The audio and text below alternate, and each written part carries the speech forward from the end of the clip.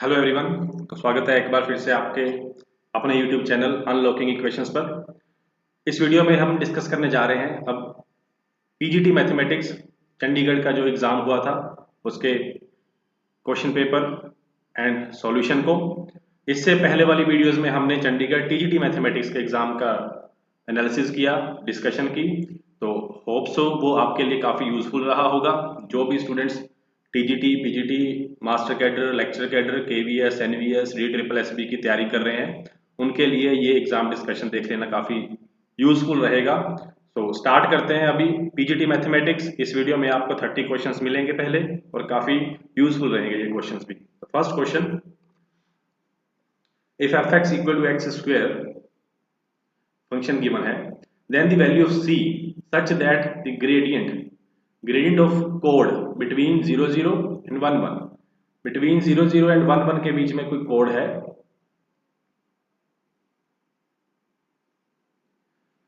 Is equal to gradient of the tangent at c. देखो इस function, ये जो फंक्शन है f x equal to x square, इसकी tangent eight x equal to सी पे अगर अप्लाई करते हैं तो उसका जो ग्रेडियंट का मतलब यहां से हम क्या ले सकते हैं, स्लोप। तो इसका स्लोप इस लाइन के स्लोप के इक्वल है, बस ये सिंपल सी बात की गई है। तो हमें सी फाइंड करना है क्या होगा। तो फंक्शन का स्लोप मतलब derivative, therefore F dash x is 2x। अब एट एक्स इक्वल टू सी पे ये कितना बनेगा, 2c। तो ये इक्वल है इस लाइन के स्लोप के, और लाइन का स्लोप क्या होता है, y2 minus y1 upon x2 minus x1। This implies 2c किसके इक्वल आया, 1 के, तो c की वैल्यू 1/2। करेक्ट ऑप्शन बी, तो बी इसके लिए आंसर रहेगा। नेक्स्ट क्वेश्चन पे आते हैं।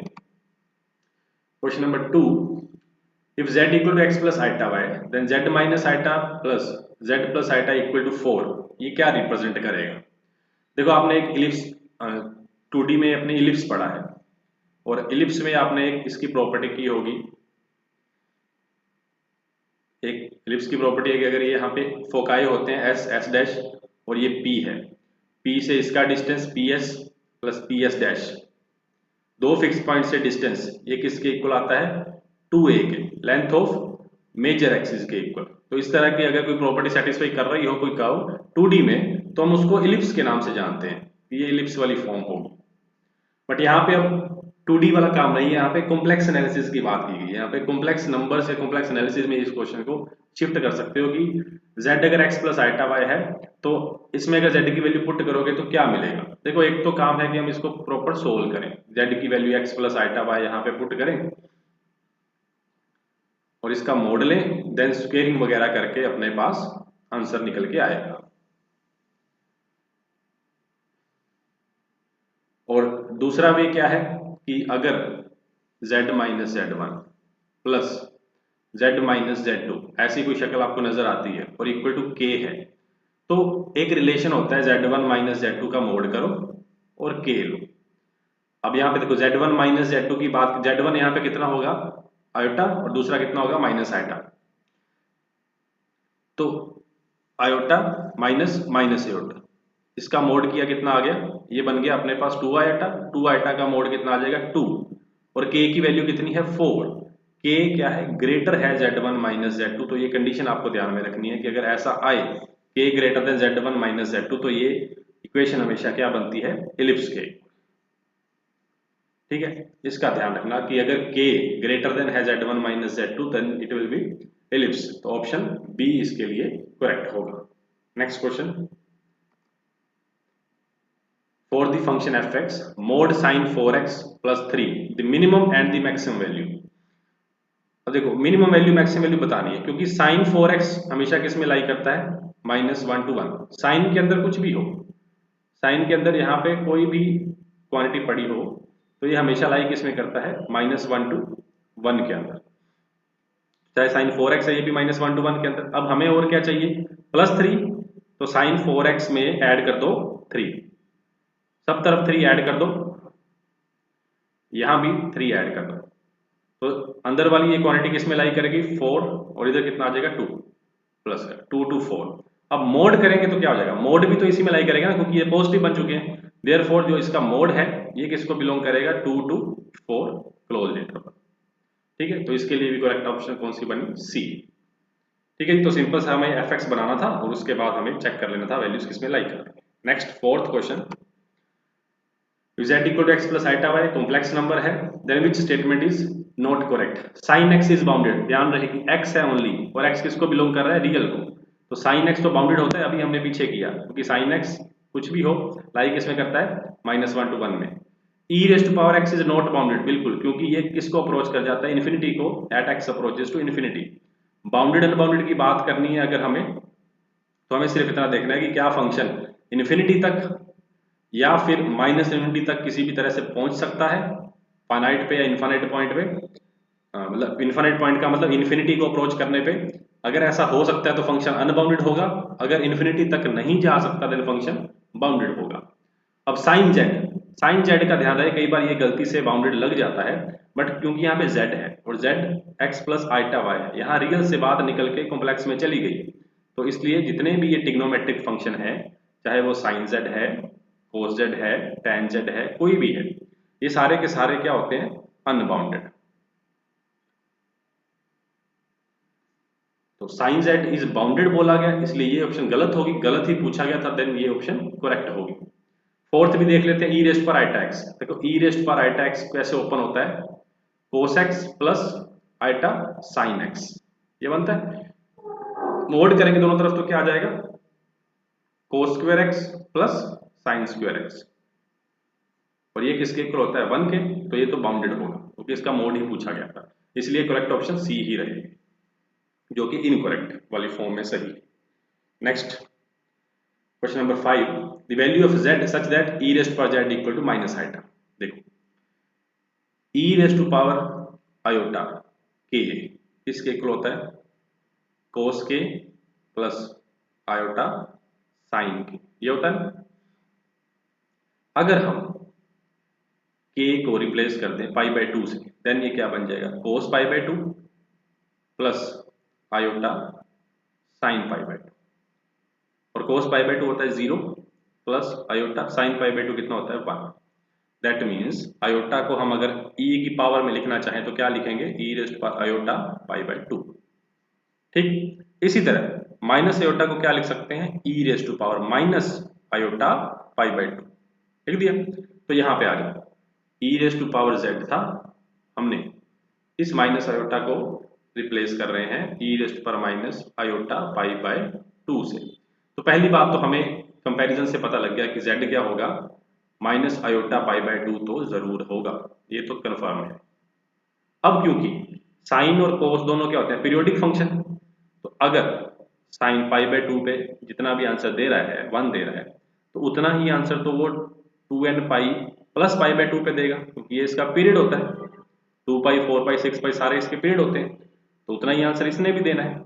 इसलिए यहाँ पे ई रेस्ट पर अल्टा पाई की बजाय 2n पाई प्लस ये वाला point minus aorta pi by 2 अगर लेते तो ये भी ठीक रहता, ठीक है। तो इसलिए z प्रॉपर कितना आ गया, 2n pi minus iota pi by 2। तो कौन सी ऑप्शन करेक्ट बन रही है, ए ऑप्शन। देखो 2n पाई अंदर लेके जाओ इसको और माइनस पाई बाय 2 आयोटा, ठीक है जी।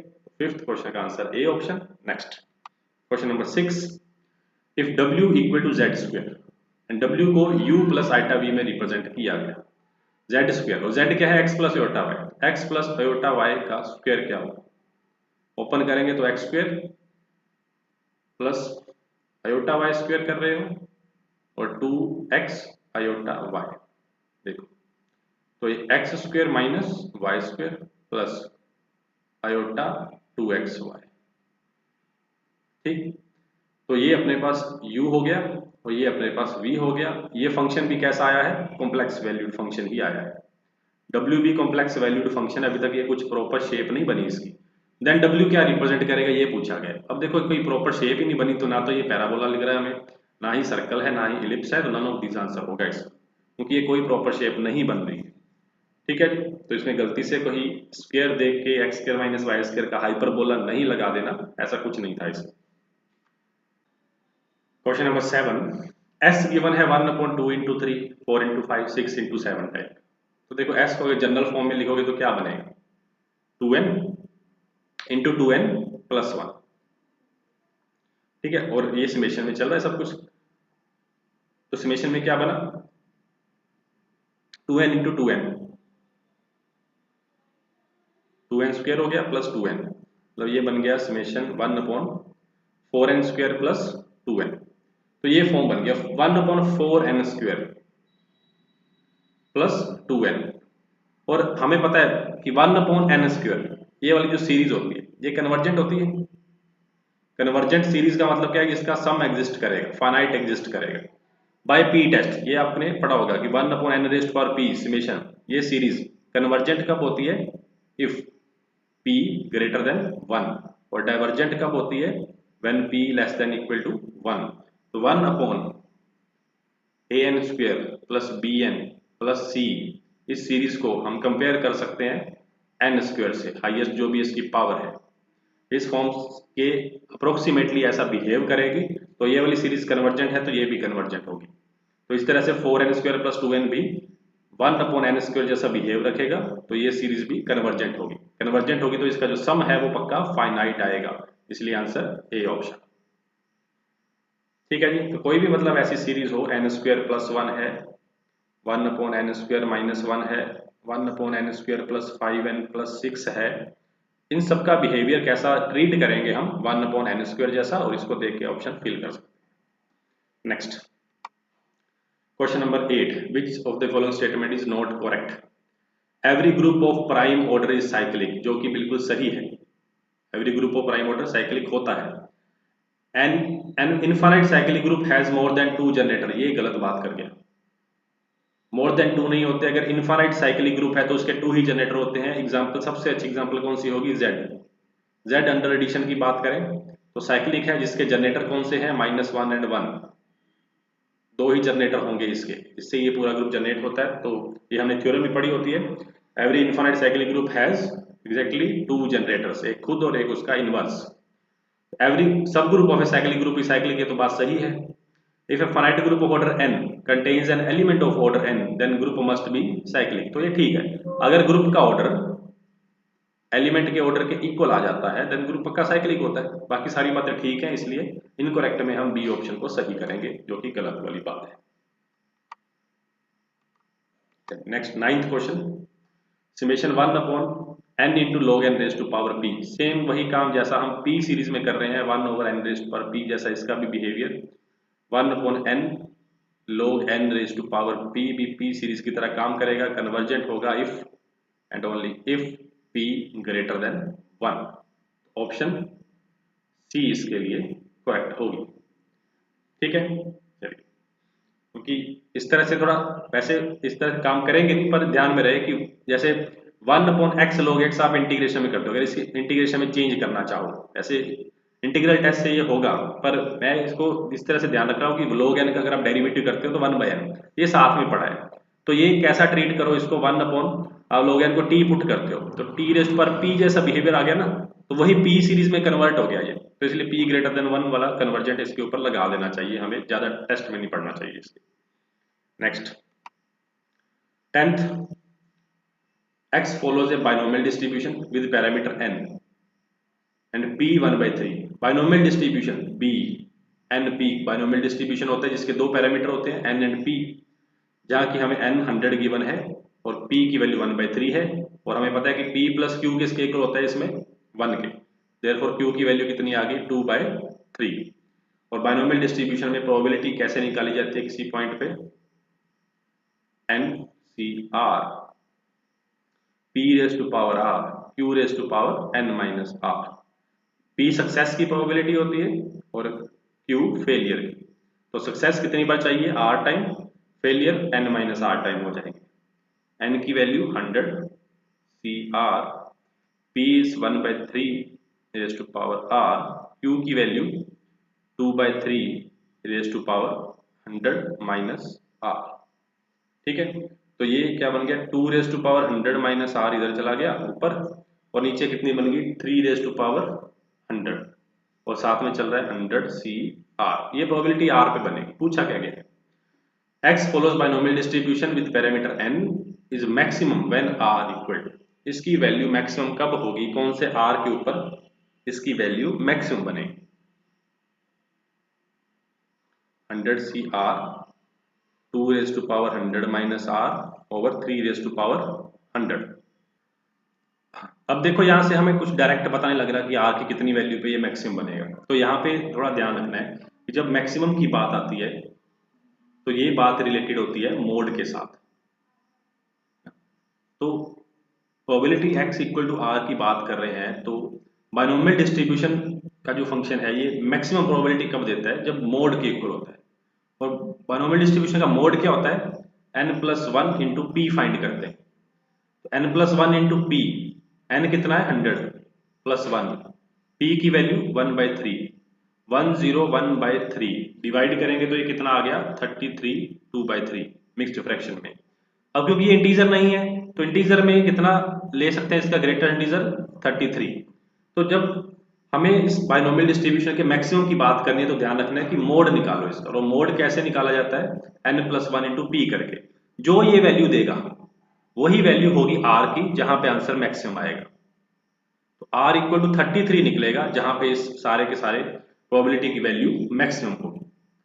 तो इस तरह से ये क्वेश्चन को करना है। आगे भी p और q कुछ भी दे रखे हों उससे कोई फर्क नहीं पड़ता, वो तो यहाँ पे जितना भी p होगा यूज हो जाएगा। बट यहाँ पे मोड की बात करनी है, जैसे मोड पता लगा वैसे ही आपको r पता लग जाएगा मैक्सिमम वैल्यू के लिए। ठीक है जी। तो next question 11th for any two sets a and b which statement is false. गलत स्टेटमेंट बतानी है, सिंपल सी हमें कुछ ऑप्शंस गिवन है। a union a intersection b equal to a। अगर a में उसी का इंटरसेक्शन मिला देंगे, उसका सबसेट ही तो ऐड कर रहे हैं इसमें, तो क्या ही हो जाएगा, वो a ही रहेगा। तो फर्स्ट वाले तो ठीक है, गलत नहीं है। a intersection a union b equal to b होगा, नहीं, a यूनियन b में अगर आप इंटरसेक्शन a की करवाओगे तो आंसर a आना चाहिए, ना कि b आना चाहिए, क्योंकि a यूनियन b दोनों गोले होते हैं, ये a एंड b। तो यूनियन में ये सारा आ गया मटेरियल। अब इंटरसेक्शन करोगे तो a ही आएगा ना, ये वाला b क्यों आएगा। तो इसलिए सेकंड ऑप्शन इनकरेक्ट है, इनकरेक्ट की वजह से सही हो गया। नेक्स्ट क्वेश्चन पे आते हैं। क्वेश्चन नंबर 12,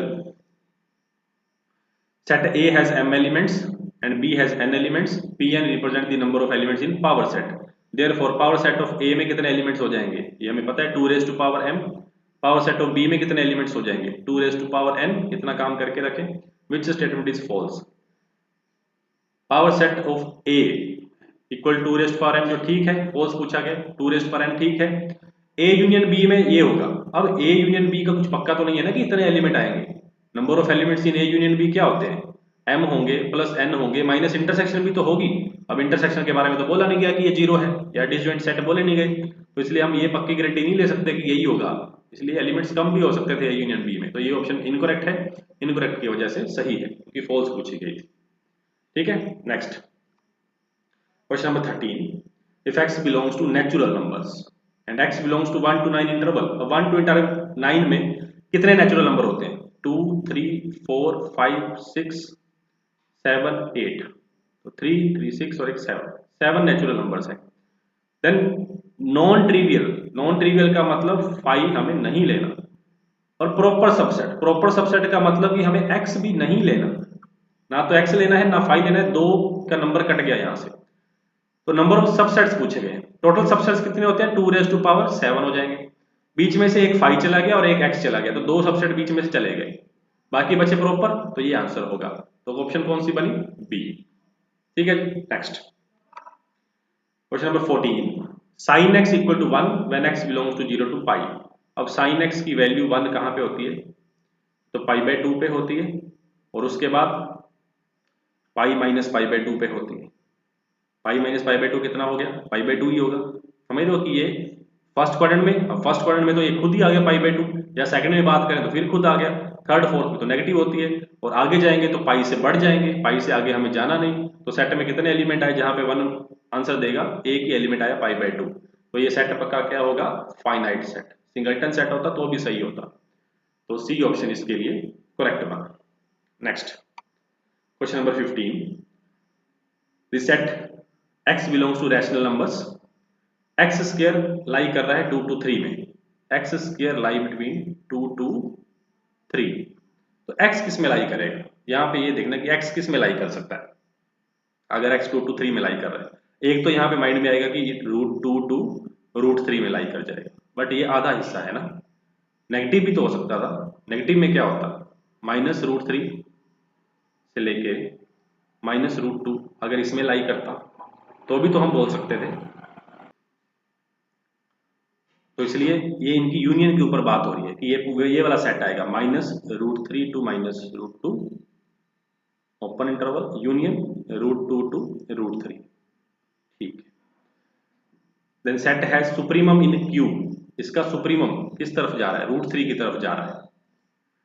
इन्फीमम इन क्यू, इन्फीमम किस तरफ जा रहा है, -√3 की तरफ जा रहा है। Supremum in R, no infimum in R, तो बात तो ये सही लग रही है। फिर C option, C a supremum in R, √3 belong किसको करेगा, या तो इर्रेशनल या रियल ऑप्शन पड़ी है तो उसकी तरफ जाएंगे, इसलिए सी ऑप्शन इसके लिए करेक्ट होगा।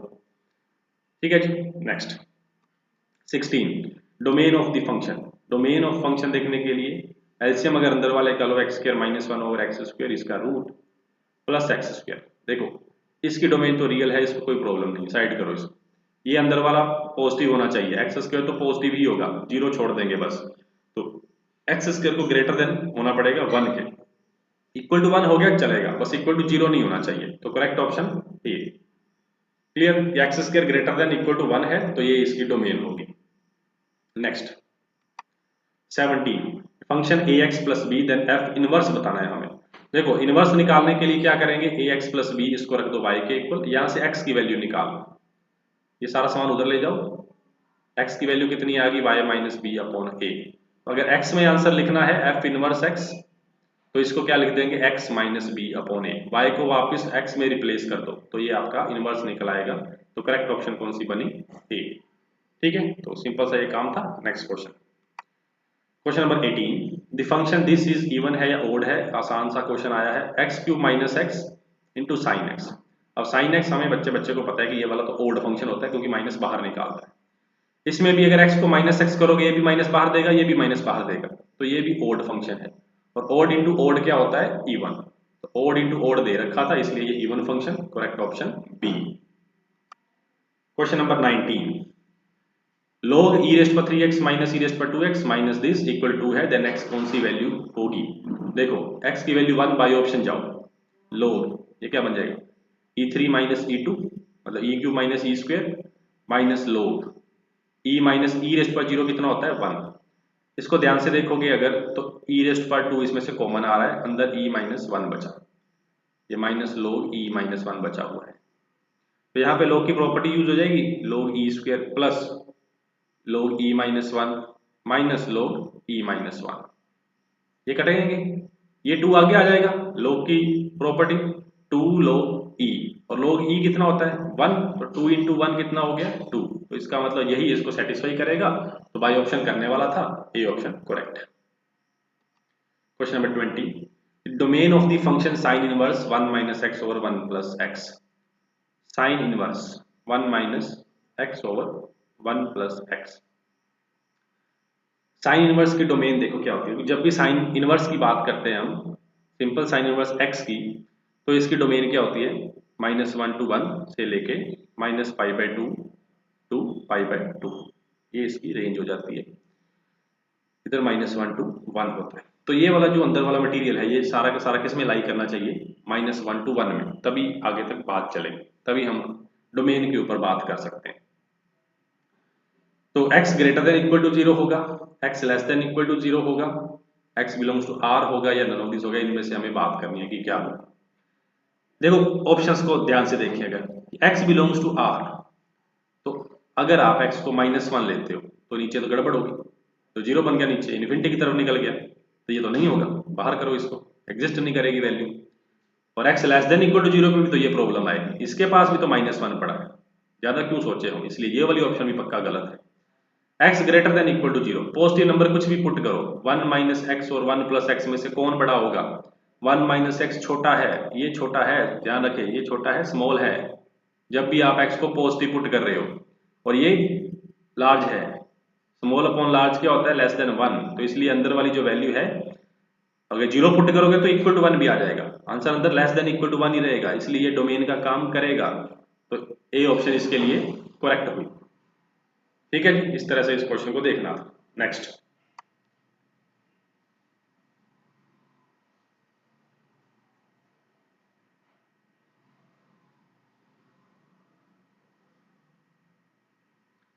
Initial value problem this represents a circle parabola.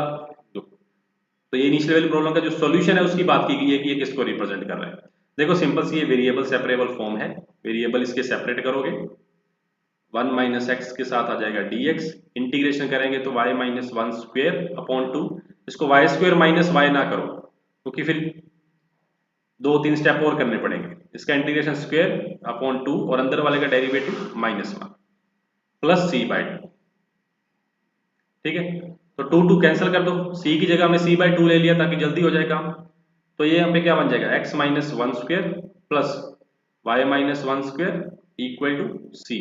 तो ये क्या बन गया, circle with centre 1 1, circle with centre 1 1 और रेडियस चाहिए 1 और उसके लिए सी की वैल्यू चाहिए।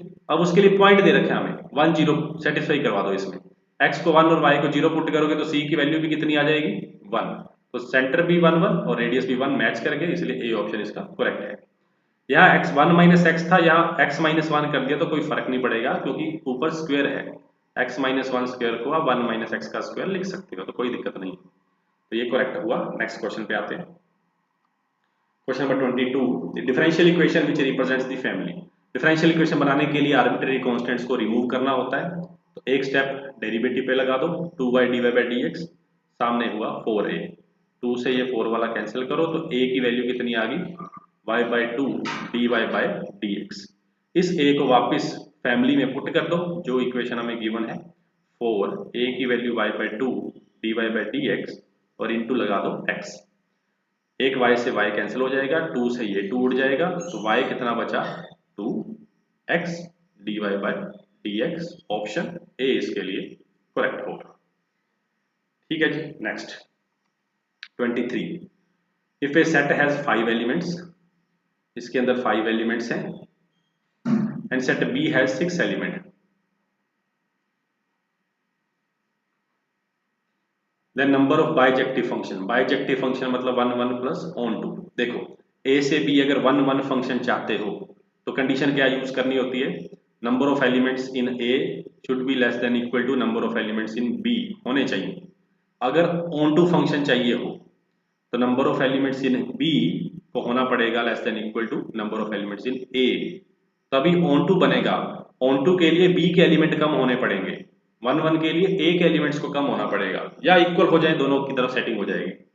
बट यहाँ पे क्या बोला गया कि ए में तो 5 है, बी में 6 है, 1 1 में प्रॉब्लम नहीं आएगी, चलेगा, 1 1 फंक्शन निकल आएंगे, बट ऑन टू फंक्शन तो नहीं आ पाएगा। ऑन टू नहीं आएगा तो बाइजेक्टिव भी नहीं होगा, इसलिए कितने बनेंगे, 0 बनेंगे, कोई भी नहीं बनेगा। तो ए ऑप्शन करेक्ट था, सिर्फ इतना ही देखना था। Next question number 24, if eigenvalues of A are 2 5 7, then eigenvalues of adjoint of A बतानी है हमें क्या होंगे। देखो जब आइगन वैल्यूज की बात करते हैं तो ax equal to lambda x, तो ये वाला लैम्डा आइगन वैल्यू बन जाता है a की। तो हमें एडजॉइंट ऑफ ए की आइगन वैल्यू बतानी है तो हमें ये वाली फॉर्म लेके आनी पड़ेगी पहले, एडजॉइंट ऑफ ए साथ में x होना चाहिए, इधर लैम्डा होना चाहिए और इधर x होना चाहिए, तब जाके हम इस इधर जो भी लैम्डा आएगा उसको आइगन वैल्यू बोलेंगे adjoint.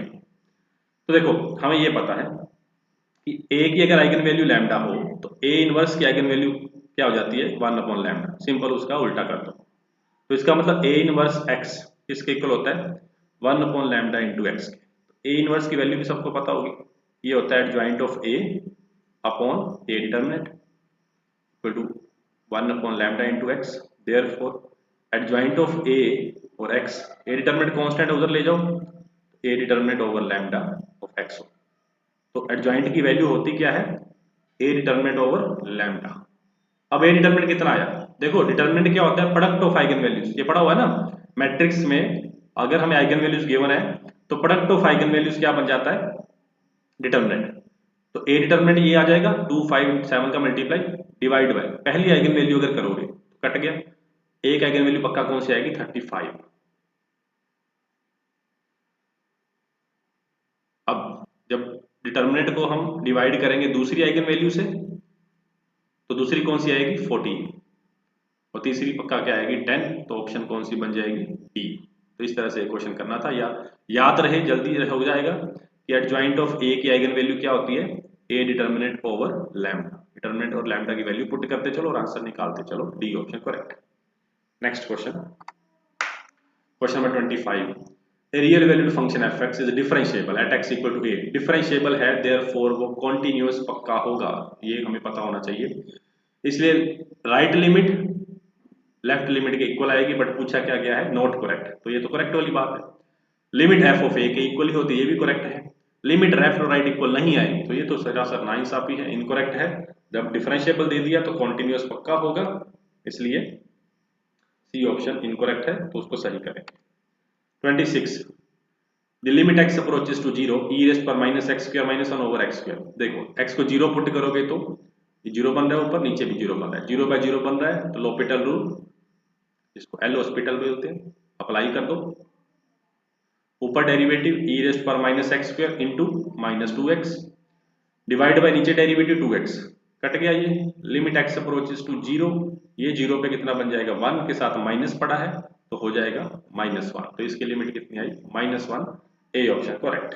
Next question number 27, if y equal to this root y equal to root x plus, ये वापस रिपीट हो रहा है नेक्स्ट वाली टर्म, तो इसको वापस क्या लिख सकते हैं, y स्क्वेयरिंग करो तो कितना बन गया, y square equal to x plus y।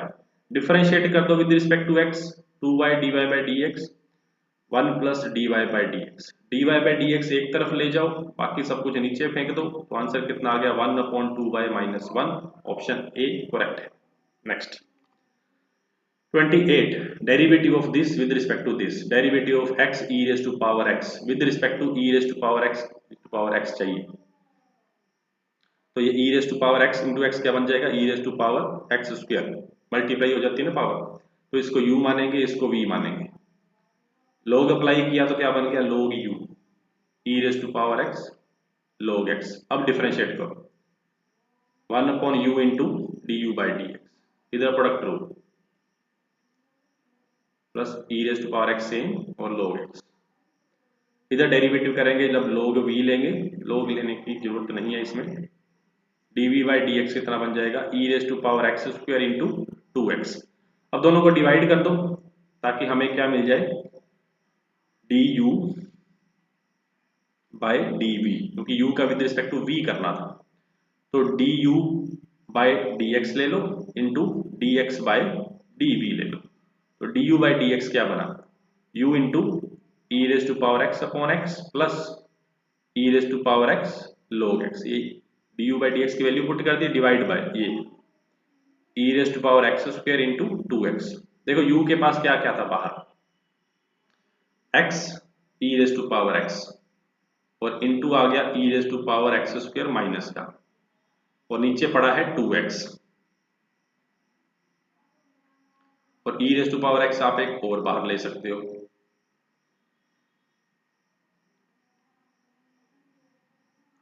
तो 1/x plus log x divide by 2x, ठीक है, तो ये बना। अब option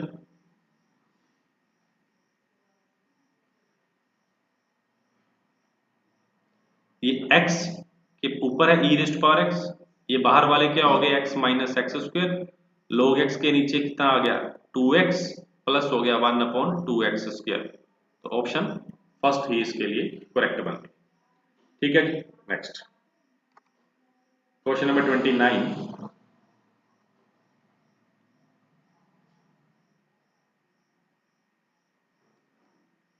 function fx given by this, find the value of a and b such that fx and f dash are continuous। fx continuous है तो left limit equal होगी right limit के, तो लेफ्ट लिमिट इसकी 1 पे कितनी आएगी, 1, और राइट लिमिट कितनी आएगी, a प्लस b। एक तो ये कंडीशन बना लो, 1 यहाँ पुट करना है, 1 यहाँ पुट करना है, सिंपल जल्दी से लिमिट निकालने के लिए। डेरिवेटिव भी कंटिन्यूस है तो डेरिवेटिव निकाल लो इनका दोनों तरफ, ऊपर वाले का डेरिवेटिव 2x, नीचे वाले का a, x less than equal to 1, x greater than equal to 1, फिर लिमिट पुट करो क्योंकि कंटिन्यूस है तो इनकी लिमिट भी सेम होगी, तो 2 इक्वल टू क्या आ जाएगा, a की वैल्यू 2 आ गई, तो b की वैल्यू कितनी आ जाएगी, -1, a 2 b -1, बी ऑप्शन इसके लिए correct. Next question number 30, limit n approaches to infinity x raise to power n over n factorial where x belong कर रहा है reals. Limit n approaches to infinity, simply अगर आप x को 0 लेते हो तो आपको मिल जाएगा 0/n फैक्टोरियल जो 0 की तरफ इशारा कर रहा है। x को 1 लेते हो तो 1/n फैक्टोरियल, ये भी n अप्रोचेस टू इन्फिनिटी पे 0 को चला जाएगा। सिमिलरली x की कोई भी वैल्यू आप लोगे, पर्टिकुलर वैल्यू फिक्स करते हो, n अप्रोचेस टू इन्फिनिटी पे लिमिट किस हो जाएगी 0, तो ऑप्शन इसके लिए करेक्ट होगी ए। ठीक है, तो ए ऑप्शन 0 लिमिट ये बना रहा है क्योंकि x अप्रोचेस टू इन्फिनिटी नहीं पूछा गया, n अप्रोचेस टू इन्फिनिटी पूछा गया था। ठीक है, तो x raise to power n over n approach n factorial है, तो limit n approaches to infinity जाएगा 0 की तरफ। ठीक है जी, तो ये फर्स्ट 30 क्वेश्चंस थे। नेक्स्ट वीडियो में हम नेक्स्ट 30 क्वेश्चंस डिस्कस करेंगे, तो तब तक इस वीडियो को अच्छे से आप देख लीजिए, और अच्छी लगे वीडियो तो प्लीज लाइक करिए, चैनल सब्सक्राइब करिए, आने वाले टाइम में और अच्छा कंटेंट आपका वेट कर रहा है। तो नेक्स्ट वीडियो में मिलते हैं नए क्वेश्चंस के साथ। Thank you very much.